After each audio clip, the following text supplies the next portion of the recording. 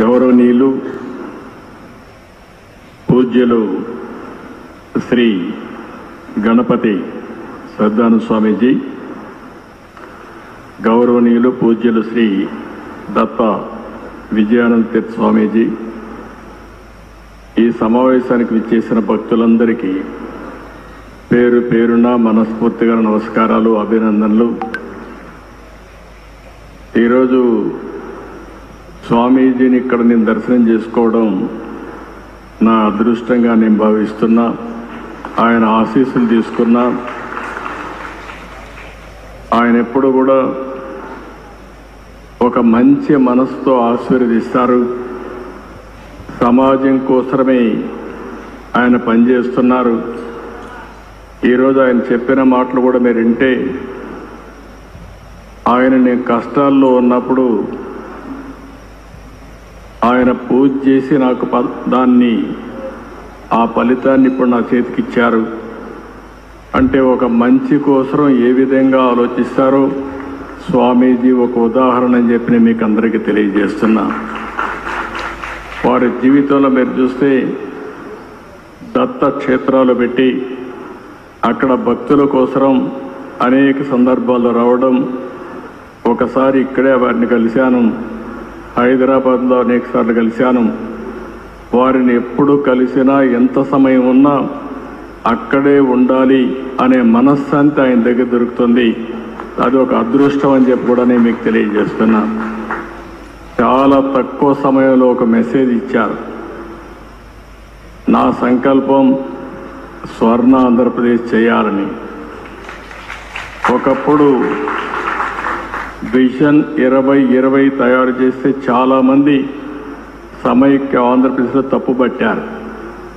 కానీ ఆ విజన్ ఈరోజు యథార్థ రూపాన్ని చూపించే పరిస్థితి వచ్చింది. ఈరోజు ఏదైతే విజన్ 2047 స్వర్ణాంధ్ర దిశగా ఆలోచిస్తున్నాం, నేను స్వామీజీకి ఒకటే హామీ ఇస్తున్నా. ఏదైతే సంపద రావాలి, అదేవిధంగా మీ అందరికీ ఆనందంగా ఉండాలి. సంపద ఇవ్వడంలో మేము ముందుకెళ్తాం, కానీ ఆనందంగా మీరు ఒక పద్ధతి ప్రకారం ఉండాలంటే అది స్వామీజీ వల్లనే సాధ్యం అని చెప్పి కూడా నేను మీ అందరికీ తెలియజేస్తున్నా. ఎప్పుడు కూడా యథార్థాన్ని చెప్పే పరిస్థితిలో ఉండాలి. స్పిరిచువాలిటీ కూడా మనకు ఉండాల్సిన అవసరం ఉంది. అదే సమయంలో భగవంతుడు ఆశీస్సులు కూడా మనకు ఉండాల్సిన అవసరం ఉంది. ఆ భగవంతుడికి దగ్గర చేర్చే వ్యక్తే మన పూజ్యశ్రీ స్వామీజీ అని చెప్పి కూడా నేను మీకు తెలియజేస్తున్నా. చాలామందిని చూశాం, కానీ నాదస్వరంతో మన అందరికీ సమస్యలుంటే పరిష్కారం చేసే శక్తి ఒక్క మన స్వామికే ఉండడం మనందరి అదృష్టం కూడా. ఈరోజు మళ్ళీ నేను అన్ని క్షేత్రాలు తిరుగుతానని 53 రోజులు ఈ రాష్ట్రంలో ఉన్నారంటే వారు ఇక్కడ ఉన్నంత వరకు అన్నీ కూడా మనకు శుభమే జరుగుతుంది. నేను వారికి ఒకటే హామీ ఇస్తున్నా. మీరు చేసే ప్రజలకు మంచి కోసం మీరు తాపత్రయం పడుతున్నారు. వారికి దేవుని కృప కలగాలని మీరు ఆలోచిస్తున్నారు. నేను కూడా ఆలోచించేది మీ యొక్క ఆశీస్సులతో ఈ ప్రజలకు ఆర్థిక స్వావలంబన జరగాలని, పేదరికం పూర్తిగా పోవాలని, ప్రజలందరూ ఆనందంగా ఉండాలని చెప్పి ఆశిస్తున్నా.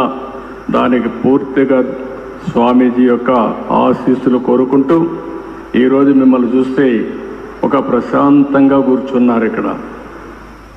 అంటే మీరంతా ఒక పరిపక్వంగా కూడా ఉన్నారు. స్వామీజీ పైన నమ్మకం, ఆ నమ్మకంలో కొంత శాతం పాలకులైన నా మీద కూడా పెట్టండి.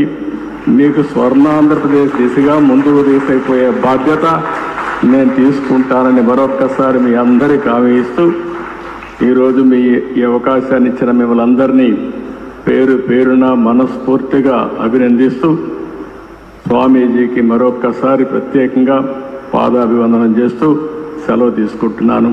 జై హింద్.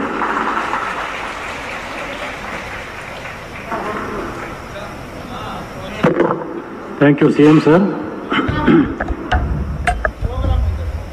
ఈ కార్యక్రమానికి విచ్చేసి వారి బిజీ షెడ్యూల్ ఉన్నా కూడా ఈ కార్యక్రమాన్ని సుసంపన్నం చేసినటువంటి గౌరవనీయ ముఖ్యమంత్రి వర్యన్యులు శ్రీ నారా చంద్రబాబు నాయుడు గారికి దత్తపీఠం విజయవాడ శాఖ పక్షాన అనేక కృతజ్ఞతలు తెలియజేసుకుంటున్నాం. అట్లే honourable minister for endowments Shri Anam Ram